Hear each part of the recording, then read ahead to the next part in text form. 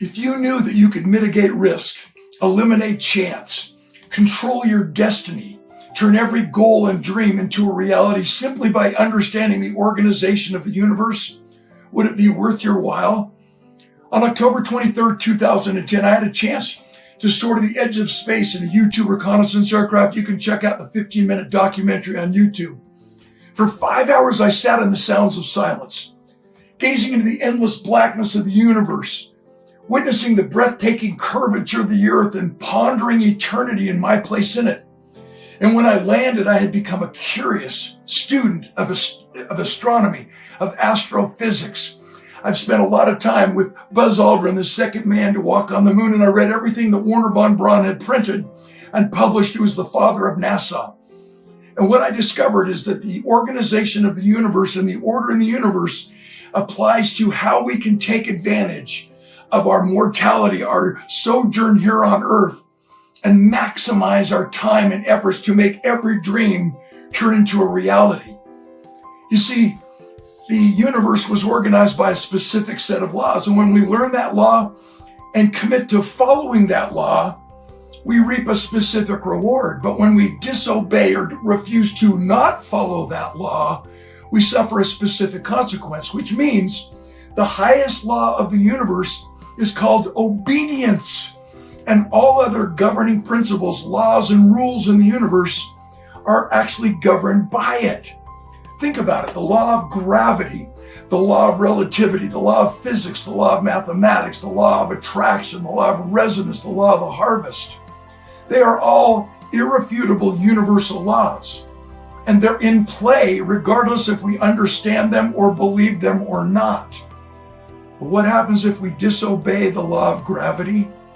Regardless of what we call it, if we step off a building, we will die. Obedience, then, isn't a religious or a spiritual connotation. It's an actual inspirational admiration for us to always walk on higher ground and discipline ourselves to do something even if we do not want to do it, in order to guarantee the outcome, the projected outcome and desired results that we seek. You think about it. Our master creator, our universal organizer, whom I choose to call Almighty God, in his wisdom, he needed to test and guarantee that obedience was always in play in our minds and in our hearts. So he gave us free will agency to test that obedience. So we always had a choice. Could we do this? Could we do that? We're not going to be compelled to do anything. We choose this or that. And because we're human, and he wanted to make sure he guaranteed that we always had our free will agency, he gave us what is called opposition in all things. You got to have darkness to appreciate the light. You got to have sickness to appreciate health, justice to appreciate mercy, death to appreciate the sanctity of life. And because God knew that he created us as human beings with the free will choice, that our free will choice would sometimes get us into trouble because of bad choices. And if you don't agree, visit a penitentiary full of people who use their free will choice in an incorrect, negative way, which means obedience is the only thing on the planet that will guarantee and protect our free will agency. And because we are human, God gave every single person who was born onto this planet an inherent ability to discern right from wrong and truth from error. We commonly call this ability our conscience, which means our conscience will never fail us. Only our desire to follow it decreases as we continue to do the wrong thing. And it doesn't do me any good to teach us the organization of the universe unless I give you a practical application where you can apply it immediately to your life to make sure that your desired results and projected outcomes do become reality. I call it the parable of the kite. A father's in a park with his little boy flying a kite. Dad says to his little son, "Hey, what holds the kite up in the sky?" The little guy says, "The wind." His dad says, "The wind doesn't hold the kite up, the string does." Confused, his little guy says, "No, the string doesn't hold the kite up, Dad. The string holds the kite down." Smiling, his dad says, "If you think so, let go of the string." And what happens? His little guy lets go of the string. Sure enough, the kite flutters, starts to fall from the sky. The winds of change blow it all over the park, taking the kite where the winds of change decide to take it. The kids lost control. Now he starts sprinting. He runs after the string. He finally steps on it, catches it, recommits to holding tightly to the string. What happens to the kite? And once again climbs up into that blue, cloudless, windy sky and becomes the kite that it was born or created to be. Let's dissect. The kite represents your dreams, your goals, your desired results, your projected outcome. The wind represents an opposition in all things. Lack of capital, negative family members, and bad influence from your friends. People who say, hey, get your head out of the clouds, stop dreaming. You can't be an entrepreneur. Just work for the same company and get a gold watch after 30 years.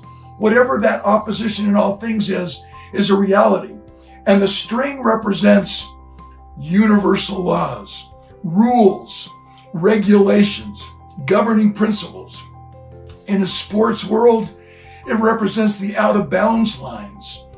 And the idea that if you go 10 yards, regardless if it's your opinion or not, you actually are rewarded with a first down in football.